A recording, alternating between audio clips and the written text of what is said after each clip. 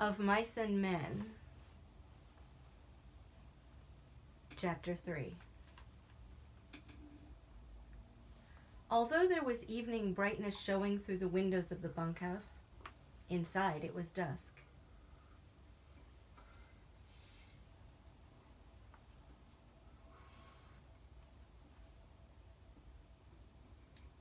Through the open door came the thuds and occasional clangs of a horseshoe game.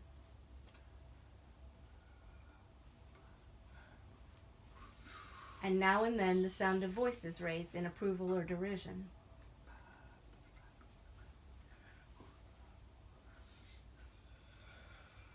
Slim and George came into the darkening bunkhouse together.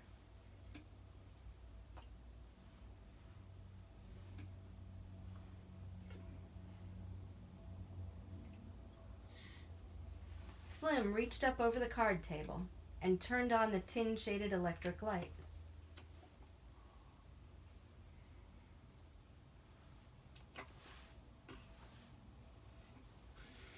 Instantly, the table was brilliant with light, and the cone of the shade threw its brightness straight downward,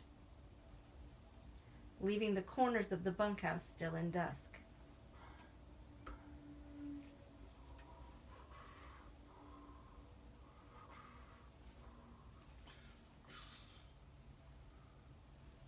Slim sat down on a box, and George took his place opposite. "It wasn't nothing," said Slim. "I would 'a' had to drown most of 'em anyways. No need to thank me about that."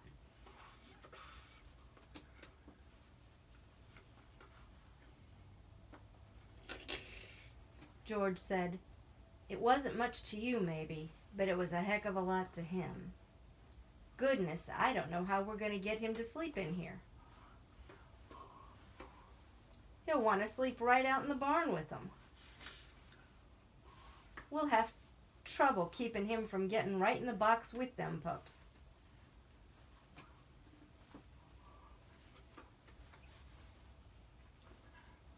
"It wasn't nothing," Slim repeated. "Say, you sure was right about him. Maybe he ain't bright, but I never seen such a worker. He darn near killed his partner bucking barley.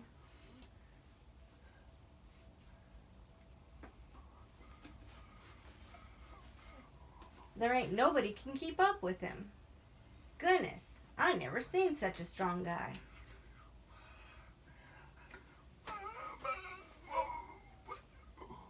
George spoke proudly.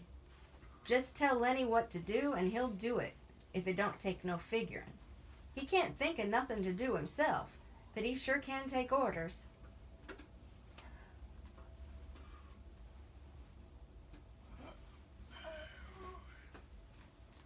There was a clang of horseshoe on iron stake outside, and a little cheer of voices.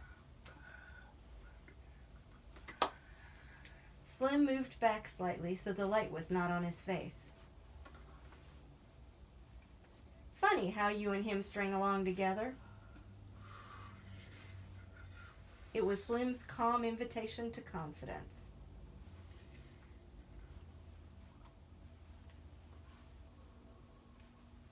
"What's funny about it?" George demanded defensively. "Oh, I don't know. Hardly none of the guys ever travel together. I hardly never seen two guys travel together. You know how the hands are. They just come in and get their bunk and work a month, and then they quit and go out alone. Never seem to give a darn about nobody. It just seems kind of funny, a cuckoo like him and a smart little guy like you traveling together."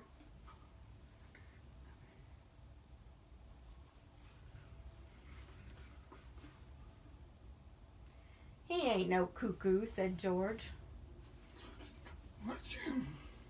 "He's dumb as heck, but he ain't crazy. And I ain't so bright neither, or I wouldn't be bucking barley for my 50 and found.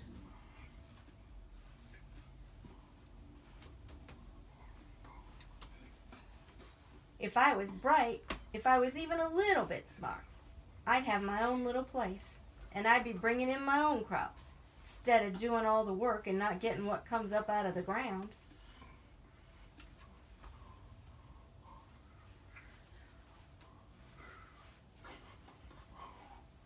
George fell silent. He wanted to talk. Slim neither encouraged nor discouraged him.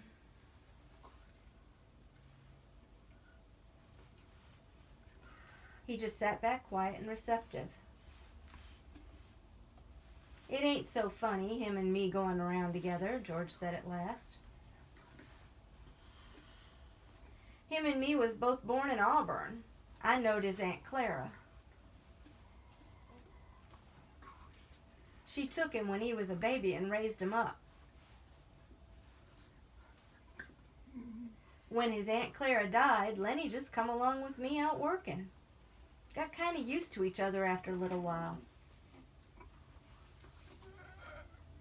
Said Slim. George looked over at Slim and saw the calm eyes fastened on him. Funny, said George.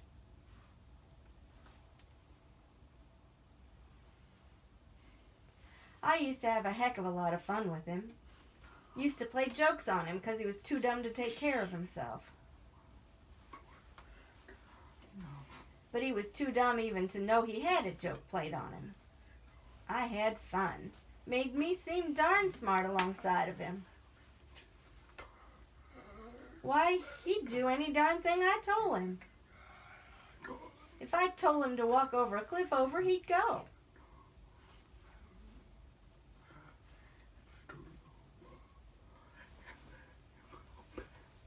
That wasn't so darn much fun after a while.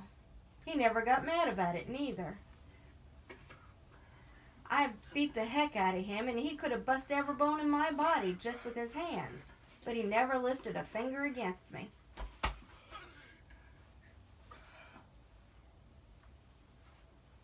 George's voice was taking on the tone of confession.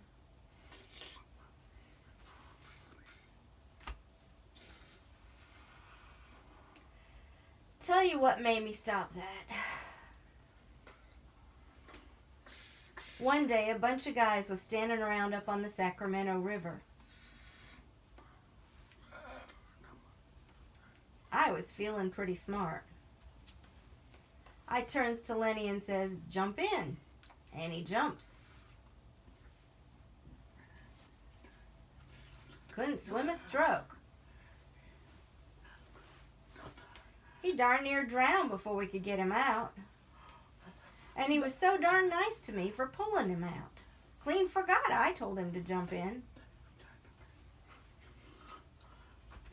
Well, I ain't done nothing like that no more. He's a nice fella, said Slim. Guys don't need no sense to be a nice fella. Seems to me sometimes it just works the other way around.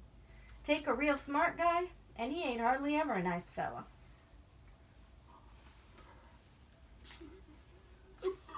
George stacked the scattered cards and began to lay out a solitaire hand. The shoes thudded on the ground outside.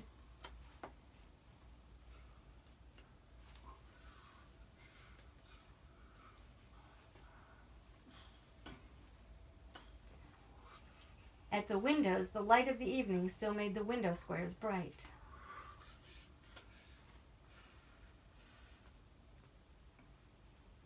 I ain't got no people, said George. I seen the guys that go around on the ranches alone. That ain't no good. They don't have no fun. After a long time, they get mean. They get wanting to fight all the time. Yeah, they get mean, Slim agreed. They get so they don't want to talk to nobody. Of course, Lenny's a darn nuisance most of the time, said George.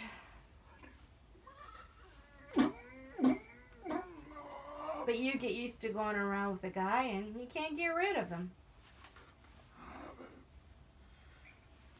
He ain't mean, said Slim. I can see Lenny ain't a bit mean.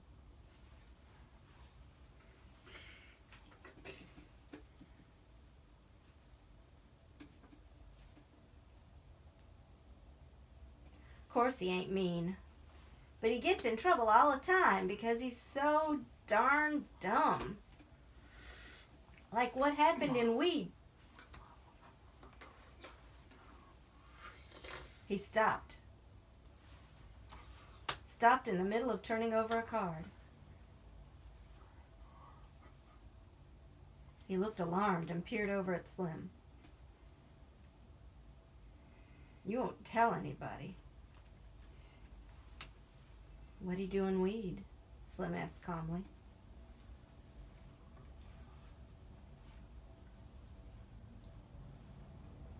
You wouldn't tell. No, of course you wouldn't. What'd he do in Weed? Slim asked again.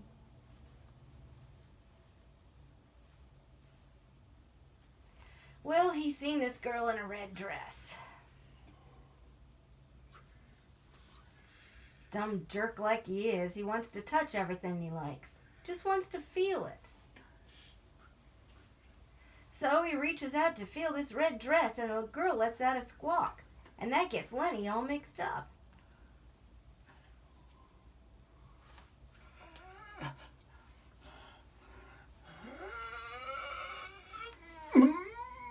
And he holds on because that's the only thing he can think to do.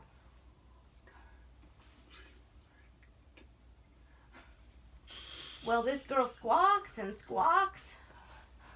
I was just a little bit off and I heard all the yelling, so I comes running.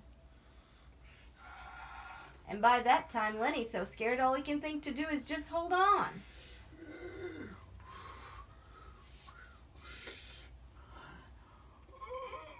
I socked him over the head with a fence picket to make him let go.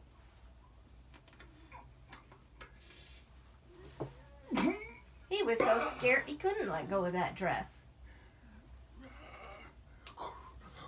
And he's so darn strong, you know?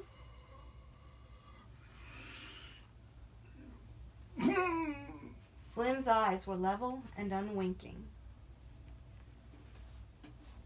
He nodded very slowly. So what happens? George carefully built his line of solitaire cards. Well, that girl rabbits in and tells the law she been raped. The guys in Weed start a party out to lynch Lenny.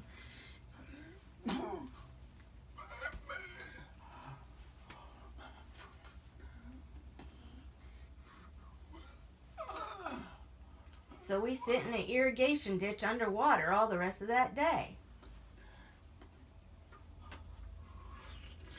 Got only your head sticking out of the water, and up under the grass that sticks out from the side of the ditch.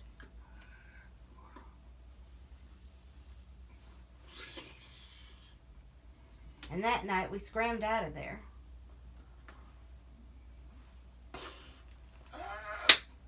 Slim sat in silence for a moment.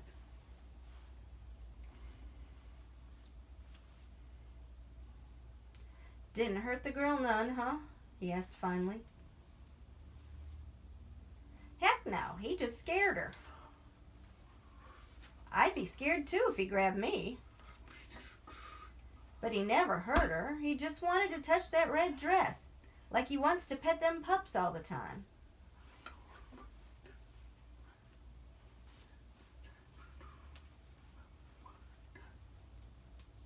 He ain't mean, said Slim. I can tell a mean guy a mile off.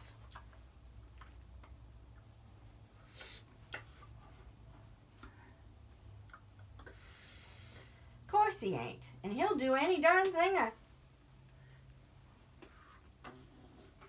Lenny came in through the door.